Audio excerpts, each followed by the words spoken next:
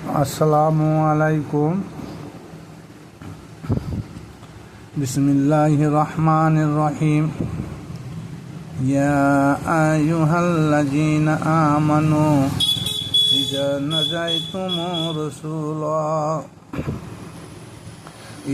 নাজাইতুমুর রাসূলা ফাকাদ্দিমু বাইনা ইয়াদা নাজওয়াকুম সাদাকা। এর অর্থ আল্লাহ বলেন, হে ইমানদার বিশ্বাসীরা, তোমরা যখন আপন রসুলের নিকট কোনো গোপন তথ্য মারিফতের কথা জানতে চাইবে বা জানবে, তার বিনিময়ে তেনাকে কিছু দান করো বা সদকা করো। এটা তোমাদের জন্য অতি উত্তম দান। আল কুরআন সূরা মুজাদ্দালা আয়াত নম্বর 11। দেখুন, এখানে বলি, যখন তোমাদের রসুলের নিকট দিয়ে কোনো গোপন তথ্য বা মারিফতের কথা জানতে চাবে, সেখানে কিছু দান সদকা তেনাকে প্রদান করতে বলেছেন। কিন্তু রসুল তো নবী মোহাম্মদ মুস্তাফা সাল্লাল্লাহু তাআলা আলাইহি সাল্লাম, তিনি যে রসুল, তিনি তো আমাদের সম্মুখে নাই। তাহলে কীভাবে তিনি আমাদের কাছে এসে বা তেনার কাছে আমরা যাব যে এই মারফতে তত্ত্ব কথা শিক্ষা লাভ করব?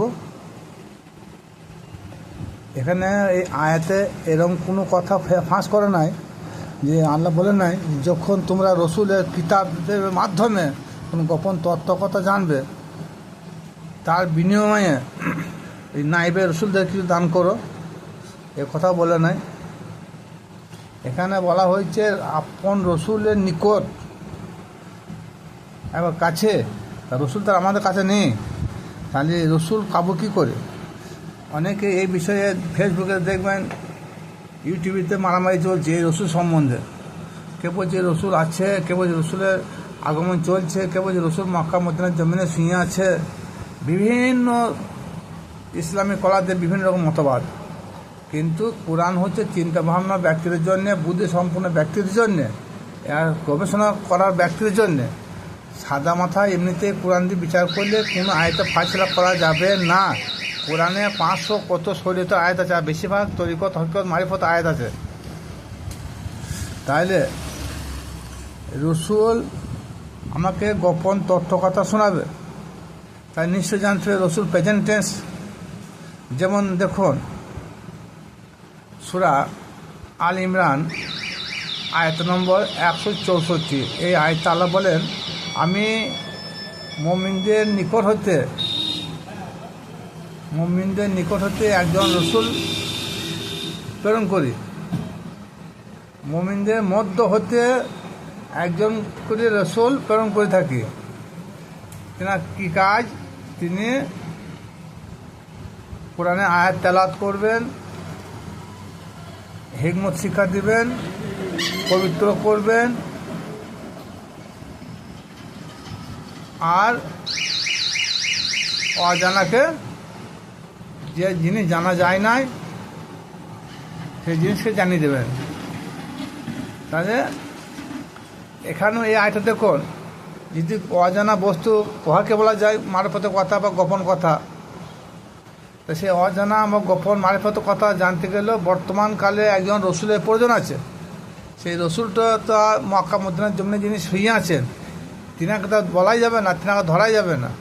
তাহলে এখানে রসুল বর্তমান প্রেজেন্ট টেন্স হওয়া লাগবে, উপস্থিত হওয়া লাগবে।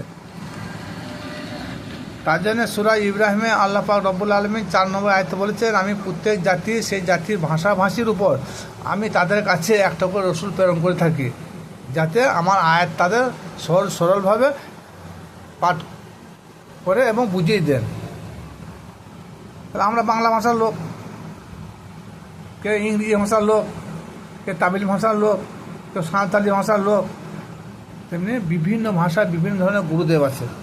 সেই গুরুদেবরা তাদের ভাষাতে কোরআন সত্যায়ন করে তাদেরকে শোনাবেন, ইলমে শরীয়ত দিবে, হকিকত দিবে, তরিকত দিবে, মারিফত শিক্ষা দিবে। হ্যাঁ, এরপরে অজানা বিষয় সম্পর্কে যেগুলো জানতে চাবে সেগুলো জানিয়ে দিতে হবে। তাহলে এই সূরা মুজাদ্দালা 11 নম্বর আয়াত, এখান থেকে বোঝা গেল যে যার যার পীর মুর্শিদ, সেই পীর মুর্শিদ হলেন তিনার নায়েবে রসুল। এই নায়েবে রসুলের মাধ্যমে আমরা ইলমের তরিকত, হকিকত, মারিফত সবই শিক্ষা লাভ করে থাকি, যেটাকে গোপন তত্ত্ব কথা বলা হয়। তার বিনিময়ে তেনাকে কিছু যৌতুক বা সদকা কথা আল্লাহ পাক রব্বুল আলামিন তিনি ঘোষণা করেছেন। অনেকে হয়তো পীর মুর্শিদকে কিছু যৌতুক দিতে বা নজরানা বা সদকা দিতে ভয় করে, কিন্তু না, যদি কোনো গোপন তত্ত্ব কথা, অজানা কথাকে জানতে গেলে তিনাকে কিছু কোরআন বলছে কিছু সাদেকা বা নজরানা দেওয়া প্রয়োজন আছে। সুতরাং আমরা এই সূরা মুজাদ্দালা 11 নম্বর আয়াত থেকে বুঝতে পারলাম যে যখন আমাদের গুরুদেবের নিকট কোনো আধ্যাত্মিক মারফতের লাইনে কোনো তত্ত্ব কথা শুনবো বা শিক্ষা লাভ করবো, তার বিনিময়ে তিনাকে কিছু সদকা বা দান করা উত্তম। খোদা হাফেজ।